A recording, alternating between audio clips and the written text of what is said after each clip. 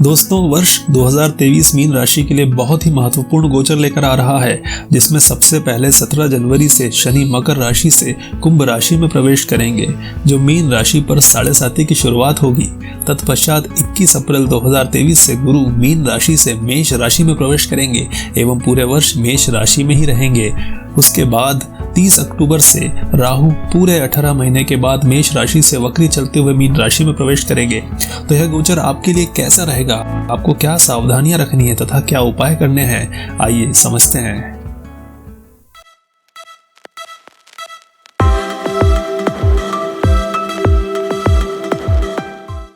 सबसे पहले आपके राशि स्वामी गुरु की बात कर लेते हैं। गुरु ज्ञान प्रदायक देवता है और धर्म के रास्ते पर व्यक्ति को मोड़ते हैं और आध्यात्मिकता से जोड़ते हैं। यदि आपकी कुंडली में गुरु बहुत ही अच्छी पोजीशन में बैठे हैं तो आपको मान सम्मान जरूर प्राप्त होता है, बड़े धर्म और जिम्मेदारी के पद जरूर प्राप्त होते हैं। गुरु धनु और मीन राशि के स्वामी ग्रह हैं और यह कर्क राशि में उच्च के होते हैं तथा मकर राशि में नीच के हो जाते हैं। यह वर्ष मीन राशि वालों के लिए बहुत ही अच्छा रहने वाला है। विशेषकर 2023 के शुरुआती कुछ महीने आपको बहुत ही शुभ परिणाम देने वाले हैं। 21 अप्रैल 2023 तक गुरु मीन राशि में ही विराजमान रहेंगे और यह हंस नामक महापुरुष राजयोग बना रहे हैं। इसके पश्चात वह मेष राशि में चले जाएंगे। यहाँ पर आपके लिए क्या प्रभाव होंगे, चलिए बात कर लेते हैं। पर राशिफल की शुरुआत करने से पहले आपको यह बता देना आवश्यक है कि यदि आपका लग्न मीन है या फिर आपकी राशि मीन है तो दोनों ही स्थिति में यह भविष्यफल आपके लिए समान रूप से प्रभावशाली होगा। 21 अप्रैल 2023 के बाद गुरु मेष राशि में आपको क्या प्रभाव देंगे, तो मीन राशि वालों के लिए गुरु अपने से एक घर आगे यानी कि द्वितीय भाव में बैठेंगे। गुरु आपके लग्न के स्वामी भी हैं और आपके कर्म स्थान के भी स्वामी हैं। सबसे पहले लग्नेश के हिसाब से बात करें तो वह अपने से द्वितीय भाव में बैठकर शुभ प्रभावी रहेंगे और आपके मान सम्मान में वैसी ही स्थिति बनाकर रखेंगे जैसे कि इस राशि परिवर्तन के पहले बनी हुई थी। इस समय जब गुरु द्वितीय भाव में होंगे तब गुरु के प्रभाव की वजह से आपको कुटुंब से लाभ होगा।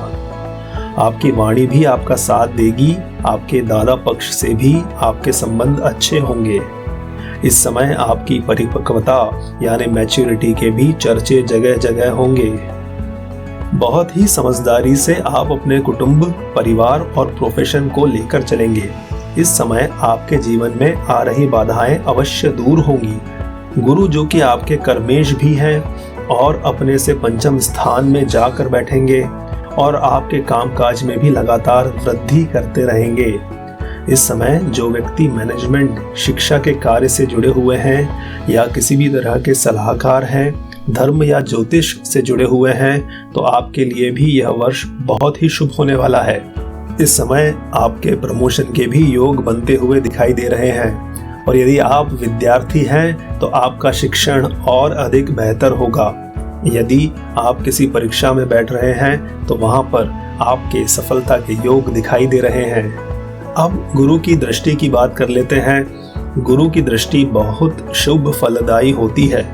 गुरु की मेष राशि से पंचम दृष्टि सिंह राशि पर पड़ती है, जो आपके लिए छठे स्थान में होती है। अब तक यदि आपको कोई स्वास्थ्य संबंधी परेशानी थी तो गुरु के इस प्रभाव की वजह से आपकी वह परेशानी दूर हो जाएगी।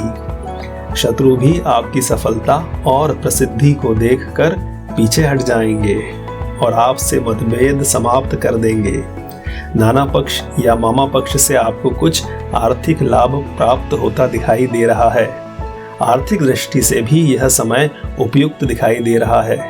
यदि आपके कुछ कर्ज चल रहे थे तो इस समय वह समाप्त हो जाएंगे। इस समय रोग, ऋण और शत्रु तीनों ही संबंध में आपको शुभ समाचार प्राप्त होंगे। गुरु की सप्तम दृष्टि आपके अष्टम स्थान पर पड़ेगी और यह आपकी दिनचर्या को व्यवस्थित करेगी। यानी अब तक कुछ छोटे छोटे काम जो अव्यवस्थित थे, उन कामों में आपको सुगमता होगी।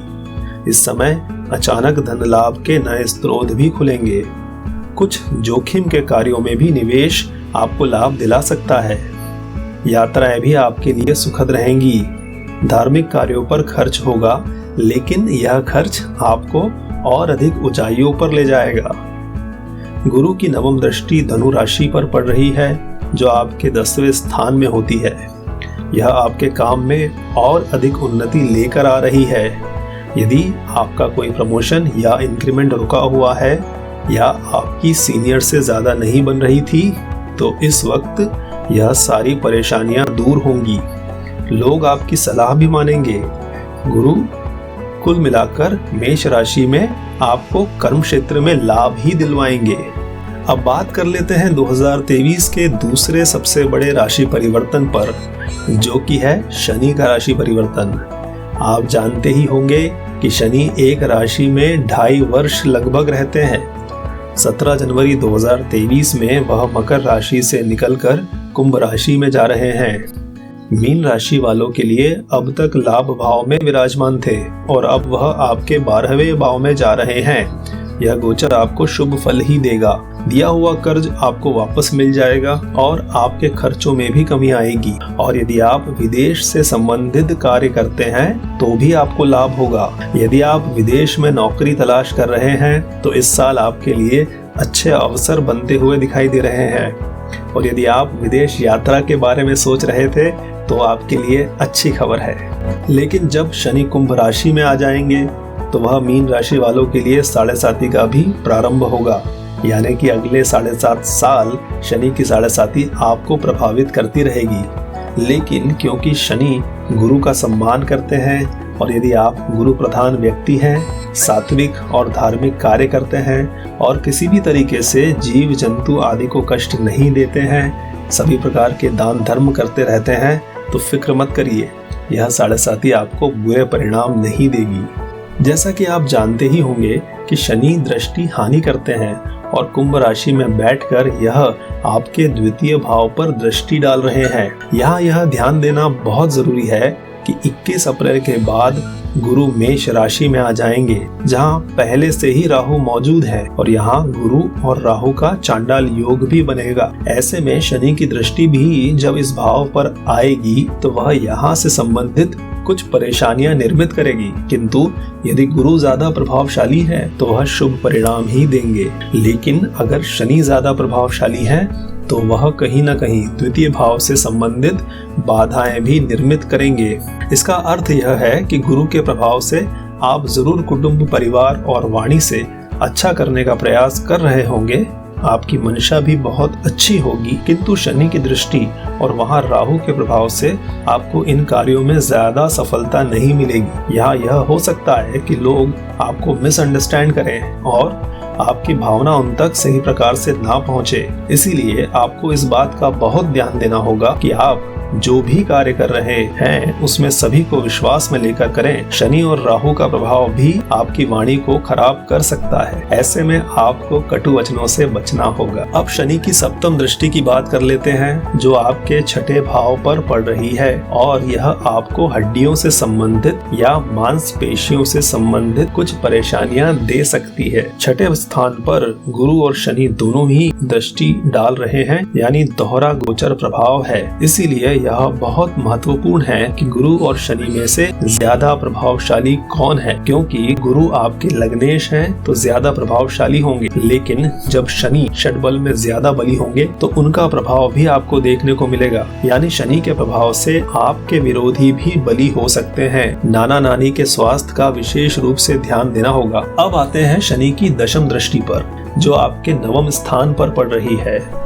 नवम स्थान पर वृश्चिक राशि है और यह धर्म भाव भी है। ऐसे में शनि जो कि 12वें भाव में बैठे हैं और जिन्हें हम वैराग्य का कारक भी मानते हैं, और वहां से गुरु के मूल भाव पर दृष्टि है, जो कि आपको कहीं न कहीं वैराग्य का भाव भी दे सकती है। यदि आप किसी तरह के आध्यात्मिक कार्य से जुड़े हुए हैं या फिर आप ज्योतिषी या कर्मकांडी हैं तो यह दृष्टि आपके लिए शुभ है, किंतु यह भाग्य स्थान भी है और यहाँ पर वृश्चिक राशि पड़ रही है, जिनके मूल स्वामी मंगल बनते हैं और शनि और मंगल के आपस में मित्रता नहीं है, तो वह भाग्य में कुछ कमी कर सकते हैं और कुछ कामों में रुकावट भी डाल सकते हैं। अब आते हैं इस साल के तीसरे सबसे बड़े गोचर पर। 30 अक्टूबर से राहु मीन राशि में ही गोचर करने जा रहे हैं। यहाँ वह मेष राशि से आएंगे। मीन राशि वालों के लिए 30 अक्टूबर तक राहु गुरु का चांडाल योग बन रहा था, जो कि अब समाप्त होगा, किंतु राहु के लग्न स्थान में ही आ जाने से वह आपके व्यक्तित्व को प्रभावित करेंगे।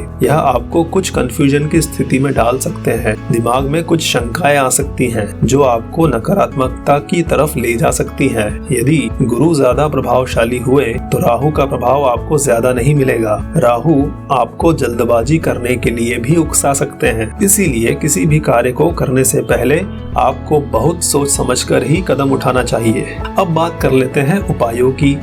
तो सबसे पहले हम राहु के उपाय की ही बात कर लेते हैं, क्योंकि राहु आपकी राशि में ही गोचर करने वाले हैं। ऐसे में आपको अपने गली के कुत्तों को, विशेषतः काले कुत्तों को खाना खिलाना चाहिए। आपके घर में कोई कुत्ता है तो उसका पूरा कार्य आप करें। पक्षियों को दाना और पानी डालें और पशुओं को जरूर चारा खिलाएं। काली चींटियों को भी यदि आप आटे में शक्कर मिलाकर खिलाएंगे तो राहु के प्रभाव में बहुत कमी आएगी। रविवार को भैरव देवता के दर्शन करें तथा वहां पर एक सूखा नारियल बधार के वहीं पर प्रसाद के तौर पर बांट कर आ जाएं।